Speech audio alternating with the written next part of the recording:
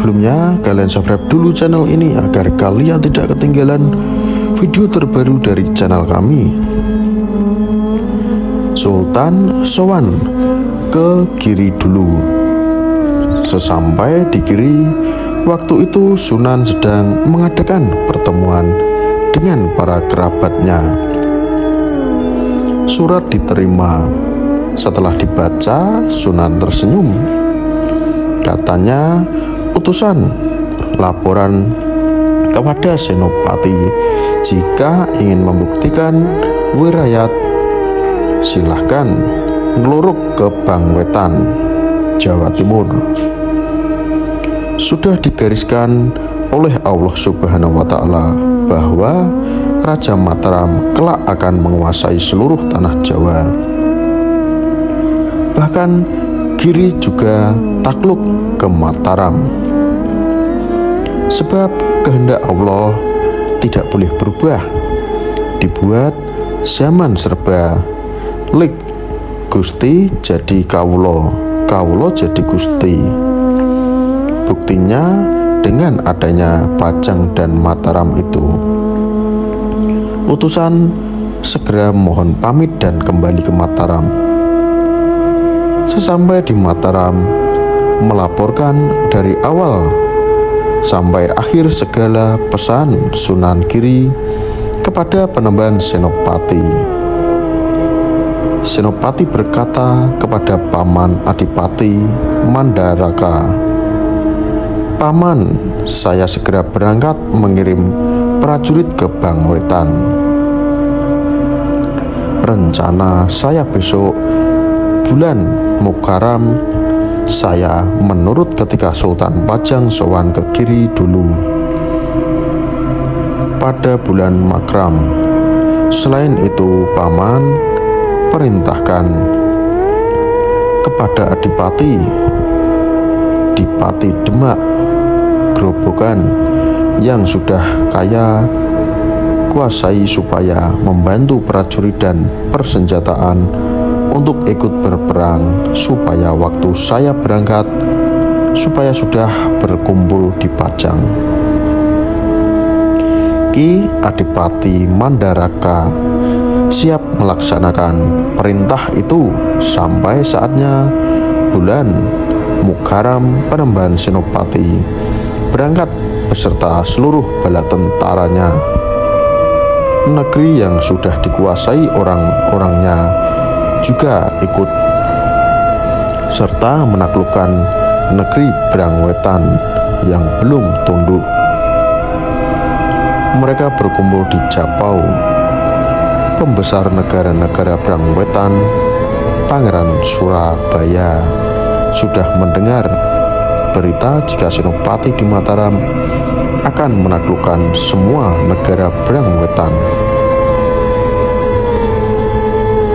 Pangeran Surabaya lalu mengirimkan utusan kepada Bupati di Tuban, Sedayu, Lamongan, Gresik, Lumajang, Kertasana, Malang, Pasuruan, Kediri, Wirasaba, Blitar, Pringgabaya, Pragunan, Lasem, Madura, Sumenep, dan Pakacangan.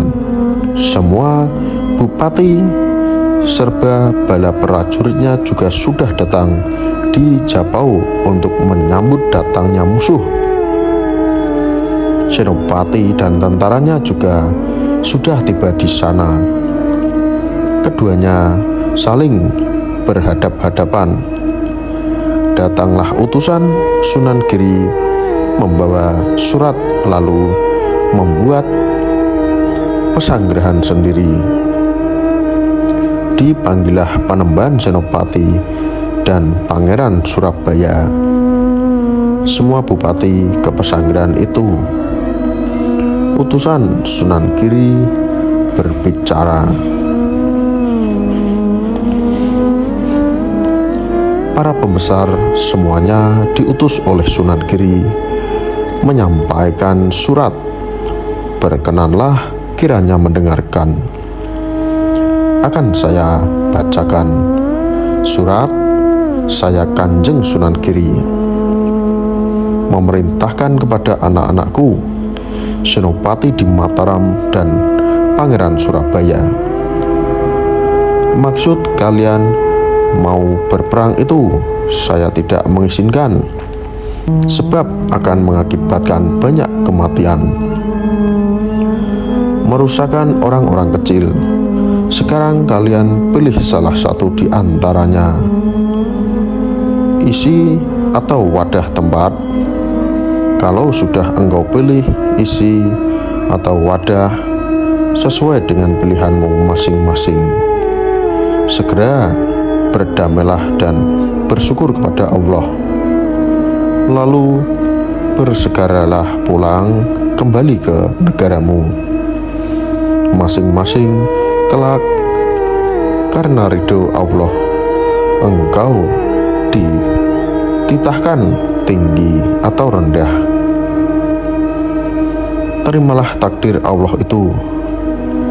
Selesai, Senopati lalu berkata kepada Pangeran Surabaya, "Adi Surabaya, apa kemauanmu berkenan dengan perintah Sunan Giri?" Saya dan Adipati disuruh memilih isi atau wadah. Adi pilih yang mana? Saya menurut saja. Pangeran Surabaya menjawab, "Kakang Senopati, saya memilih isi saja." Kakang wadahnya.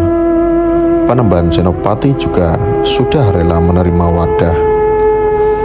Selesai pemilihan, kedua pihak saling membubarkan diri dan pulang ke negara masing-masing beserta seluruh bala tentaranya. Sang utusan juga sudah kembali melaporkan hasilnya kepada Sunan Giri. Mendengar itu Sunan berkata, "Ketahuilah, sudah pasti kehendak Allah. Senopati menerima wadah itu memang sudah benar. Wadah itu negara, isi itu orang-orangnya. Dikala orang tidak menurut kepada yang memiliki bumi, pasti akan diusir." Diceritakan kemudian Pangeran Surabaya utusan kepada Bupati di Warung Tanah Blora. Setelah diketahui Panembahan Senopati, lalu ditakdirkan kalau tidak mau takluk, tidak boleh menginjak kaki di tanah Warung Blora, sebab tanah di situ adalah milik Panembahan Senopati. Bupati Blora juga sudah takluk ke Mataram.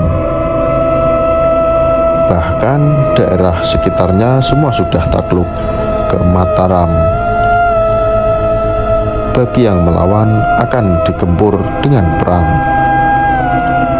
Bupati Madiun lalu bersekutu dengan para bupati di Brang Wetan yang belum takluk ke Mataram, berniat melawan Mataram, sebab Panembahan Senopati itu ibarat api besar kunang-kunang, hanya segera disiram air agar jangan sampai berkobar kemana-mana. Para bupati setuju. Mereka mengumpulkan prajurit di Madiun serta siap berperang. Begitu besar jumlah prajuritnya itu. Panembahan juga sudah diberitahu oleh Abdi Sandi akan hal itu. Panembahan Madiun bersiap bersama para bupati yang lain-lain berniat menggempur Mataram. Kalau segera mengundang balanya untuk menyampaikan senjata dan mengarahkan prajurit dari daerah-daerah yang sudah dikuasainya. Pada bulan Muharram, Panembahan Senopati Kiai Adipati Mandakara beserta bala pasukannya yang sudah siaga berangkat ke Madiun. Barisan berhenti di sebelah barat Madiun. mesanggrah di dusun Kali Dadung dekat Bengawan Madiun. Mereka berharap dan berhadap-hadapan dengan lawan dan hanya dibatasi sungai saja. Panembahan Senopati setelah menyaksikan prajurit musuhnya sangat besar, sementara prajuritnya sendiri cuma sedikit. Mohon petunjuk kepada Manda Raka untuk mencari akal. Dan demikianlah caranya. Di Mataram ada seorang abdi perempuan bernama Adisera.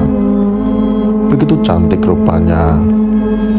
Kata Panembahan kepadanya, Adisera, datanglah ke kota Madiun. Berikan suratku ini kepada Panembahan Madiun. Isi surat menyatakan bahwa saya takluk. Ini dilakukan supaya beliau hilang kewaspadaannya atau membubarkan barisannya. Selain itu, Laresarah padamu bagaimana merekayasa agar Panembahan Madiun menjadi sayang padaku. Berpakaianlah yang indah-indah dan berhiaslah cantik mungkin, serta naiklah jalang atau tandu. Para prajuritku Jayataka yang memikul tandu dan membawa kelengkapan upacara berjumlah 40 orang. Jika engkau diganggu oleh para sentana di Madiun, layani saja, asal tidak sampai di luar batas dan hindari jangan sampai jauh ke dalam. Mbok Adisara lalu berbusana yang indah-indah dan berhias sedemikian rupa sehingga kelihatan cantik sekali. Siapapun yang melihat jadi kasmaran jatuh cinta. Ia lalu berangkat naik jolang, dipayungi payung kehormatan, diiringi upacara untuk menyamar menjadi seorang putri keraton. Rombongan menembus barisan besar di Madiun. Orang-orang tidak curiga sebab yang dikawal hanyalah seorang putri cantik.